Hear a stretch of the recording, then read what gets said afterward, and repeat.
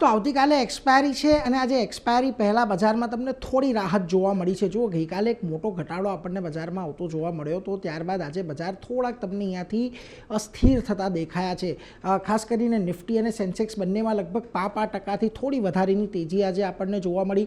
મહત્ત્વની વાત છે કે ગઈકાલે નિફ્ટી 20 દિવસની મૂવિંગ એવરેજની નીચે આવ્યું હતું, હજી આજે પણ ત્યાં જ છે, એટલે એના પર એક ફોકસ રાખવાનો છે. નિફ્ટી બેંકમાં આજે તમને જુઓ એક સીમિત રેન્જમાં કારોબાર જોવા મળ્યો. 401 પોઈન્ટની કોઈ બહુ મોટા મૂવ્સ આવતા નથી જોવા મળ્યા, પરંતુ મિડ કેપ અને સ્મોલ કેપમાં આજે તમને સારી તેજી જોવા મળી છે. બંનેમાં આજે એક આઉટ પરફોર્મન્સ મેઇન લાઇન ઇન્ડાઇસિસની સામે આપણને જોવા મળ્યું.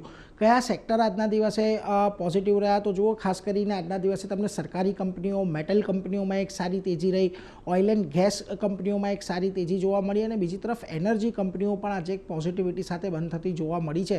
એટલે આ બધા પર એક ખાસ નજર રાખવાનું છે. નિફ્ટીના ફ્રન્ટ પરથી આજે તમને જ્યાં તેજી જોવા મળી એમાં ઇટરનલનો સ્ટોક હતો. ખાસ કરીને ઝેપ્ટોનો આઈપીઓ 2026માં હવે આવશે, એ વાતને લઈને થોડીક તેજી આવતી દેખાય. આ ઉપરાંત તમને જીઓ ફાઇનાન્સમાં એક સારી તેજી દેખાય. ભારતીય એરટેલમાં અમુક બ્રોકરેજ રિપોર્ટને પગલે આ તેજી આવીને ઇન્ડસઇન્ડ બેંક પણ આજે એક પોઝિટિવ રહ્યું છે.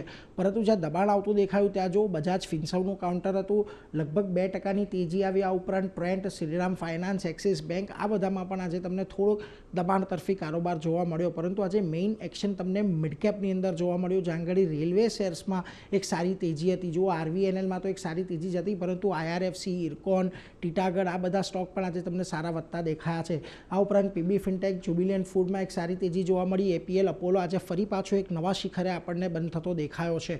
આ ઉપરાંત આજે તમને જ્યાં દબાણ જોવા મળ્યું ત્યાં જુઓ, એબી ફેશન અને આલ્કેમ લેબ 2 કાઉન્ટર છે, બંનેમાં આજે મોટી બ્લોક ડીલ થઈ છે અને બ્લોક ડીલને પગલે અહીંયાથી આપણને વેચવાલી જોવા મળી. આ ઉપરાંત પ્રીમિયર એનર્જી, સુઝલોન જેવા કાઉન્ટર પણ દબાણમાં રહ્યા.